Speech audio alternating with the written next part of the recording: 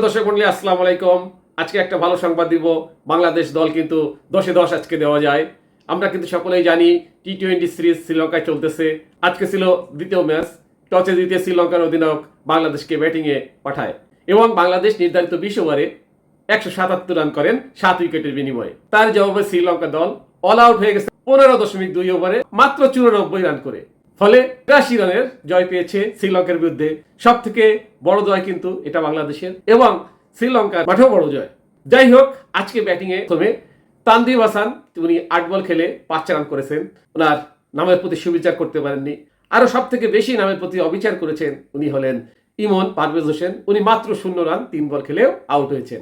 আর এদিক দিয়ে আজকে কিন্তু খুবই ভালো খবর, লিটন কুমার দাস, যিনি কিনা অধিনায়ক টি-20 দলের, তিনি কিন্তু কিছুদিন যাবত নামের প্রতি সুবিচার করতেই পারতেছিলেন না। তিনি রান খরায় ভুগছিলেন। আজকে কিন্তু 76 রান করেছেন মাত্র 50 বল মোকাবেলায়। উনি কিন্তু টপ স্কোরার এবং ম্যান অফ দ্য ম্যাচ হন আজকে বন্ধুগণ। আর পাশাপাশি তৌহিদ হৃদয়, উনি 25 বল খেলে 31 রান করেছেন। উনিও কিন্তু একটা লড়াকু ইনিংস খেলেছেন। আর মেহেদী হাসান মিরাজ, উনি 2 বল খেলে 1 রান করেছেন। আর একজন দর্শক মন্ডলী খুবই ভালো খেলেছেন, ইনি হলেন শামীম হোসেন। ইনি মাত্র 27 বল খেলে 48 রান করেছেন আর মাত্র 2টা রানের জন্য হাফ সেঞ্চুরি মিস করেছেন। ইনি কিন্তু অসাধারণ একটা রান আউটও করেছেন, আমরা দেখেছি। আর জাকের আলী অনেক 3 রান করেছেন 2 বল মোকাবিলায়, উনিও রান আউট হয়েছিলেন। আর রিশাদ হোসেন, ইনি কিন্তু 1 বল খেলে 0 রান করেছেন।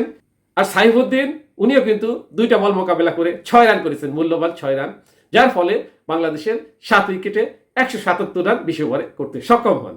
এবং খেলা কিন্তু একে টাই হয়ে গেল, অর্থাৎ আগের ম্যাচ শ্রীলঙ্কা জিতলো এবং আমাদের বাংলাদেশ দল আজকে জয়লাভ করলো। 10-10 মতন জয়, খুবই কাঙ্ক্ষিত জয় এবং অল আউট মাত্র 15.2 ওভারে শ্রীলঙ্কার মতন দলকে টি-20তে আমরা করতে পেরেছি। এইভাবে ভালো খবর পেলে কার না ভালো লাগে বন্ধুগণ।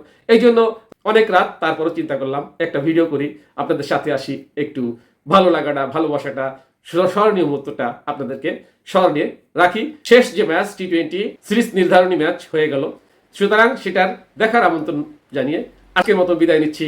আল্লাহ হাফেজ।